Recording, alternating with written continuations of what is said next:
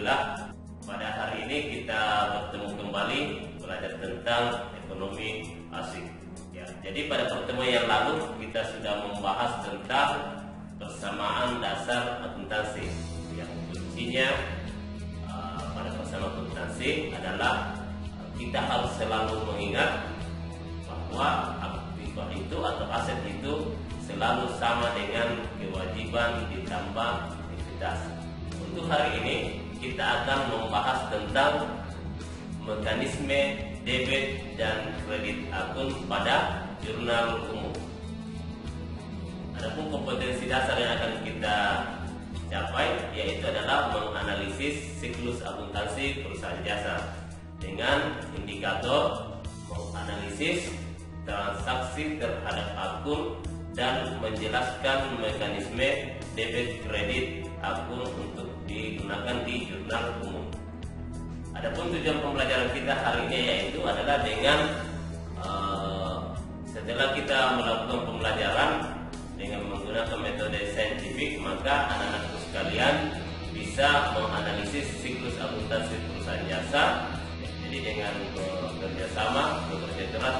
Sebelum kita masuk dalam mekanisme debit kredit akun, kita akan membahas dulu, mengingatkan kembali siklus akuntansi.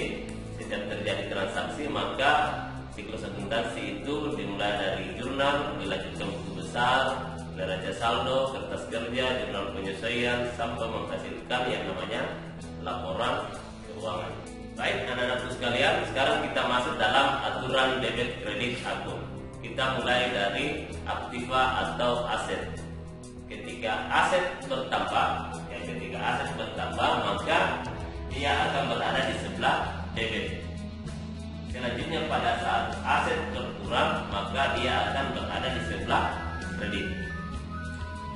Kemudian di kewajiban, pada kewajiban ini pada saat dia bertambah, maka akan berada di sebelah kredit. Dan pada saat berkurang, maka akan berada di sebelah debit. Kemudian ekuitas pada saat bertambah, maka dia akan berada di sebelah kredit. Kemudian pada saat berkurang, maka ekuitas akan berada di sebelah debit. Ya. Kemudian pendapatan pada saat bertambah dia akan berada di sebelah kredit, dan pada saat berkurang akan berada di sebelah debit. Selanjutnya beban pada saat bertambah, maka dia akan berada di sebelah debit, dan pada saat berkurang dia akan berada di sebelah kredit. Kemudian kita melihat aturan saldo debit kredit akun pada neraca. Mulai dari akun aset, dia akan di debit itu bertambah, di kredit berkurang. Di kewajiban, di debit itu berkurang, di kredit itu bertambah. Begitu pula likuiditas, di debit itu berkurang dan di kredit itu akan bertambah. Begitu pula di akun beban, di debit dia bertambah, di kredit dia berkurang. Di akun pendapatan, di kredit itu bertambah, di debit itu berkurang. Selanjutnya kita membuat kesimpulan tentang mekanisme debit kredit akun. Ya, jadi intinya sebenarnya yang perlu kita pahami bahwa setiap terjadi penambahan, maka itu akan selalu sama dengan saldo normal. Ya. Jadi kuncinya kita harus memahami saldo normal masing-masing akun. Ya, jadi kalau bertambah itu sama dengan saldo normal, dan kalau berkurang itu berlawanan dengan saldo normal. Selanjutnya pada saat kita melakukan analisis bukti transaksi, maka ada beberapa hal yang perlu kita perhatikan.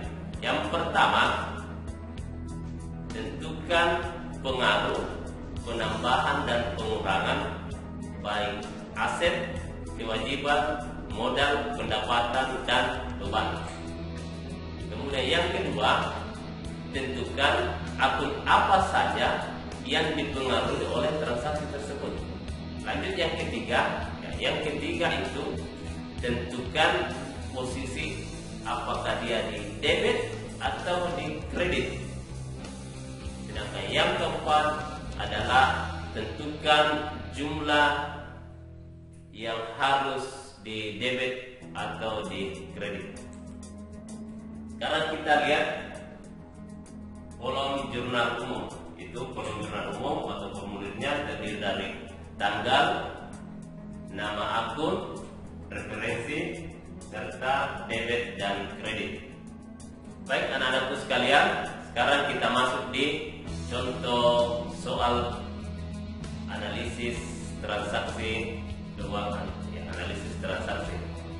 Yang pertama, Aisyah membuka usaha salon. Untuk itu Aisyah memasukkan ke dalam perusahaan uang tunai sebesar 3 juta. Coba kita lihat jawabannya.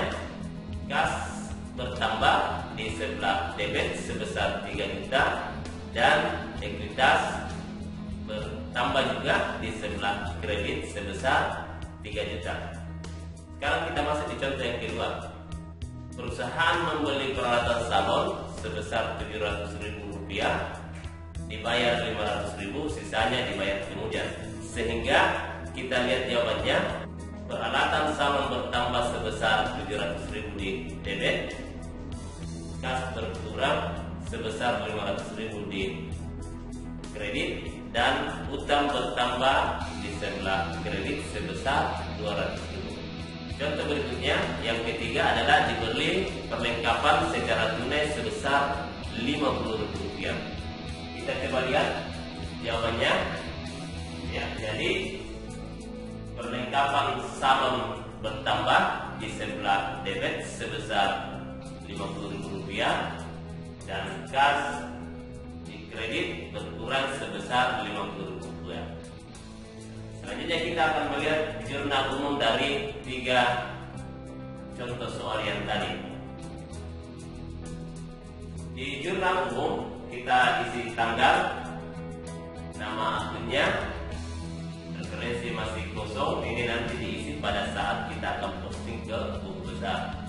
Di debit dan di kredit itu jumlahnya harus sama. Ya, jadi salah satu cara untuk menghitung jurnal umum yaitu jumlah di debit maupun di kredit itu sama. Kita lihat di sini jumlahnya di debit Rp3.750.000 dan di kredit Rp3.750.000. Baik anak-anak sekalian, sekarang kita masuk di latihan praktek membuat atau menyusun analisis transaksi. Di sini diminta buatlah analisis transaksi dari transaksi di atas. Ya, anak-anakku sekalian, kita sudah sampai pada akhir pertemuan ini.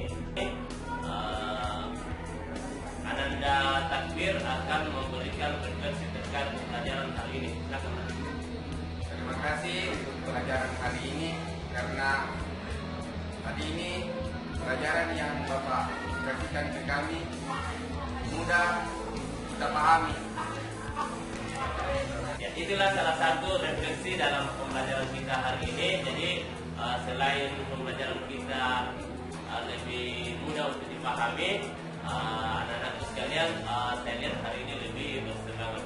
Baik, setelah kita melakukan refleksi, maka kita akan menutup kegiatan kita. Mudah-mudahan apa yang kita pelajari hari ini bermanfaat dan bernilai ibadah di sisi Allah Subhanahu